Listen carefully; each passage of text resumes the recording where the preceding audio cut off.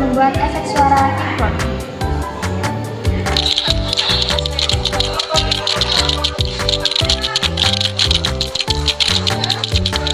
Kedua, saya akan membuat efek suara menyapu.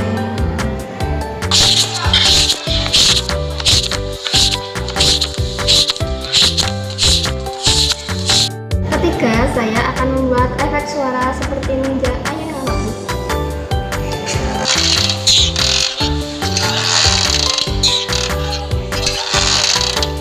Keempat, saya akan membuat efek suara air mengalir.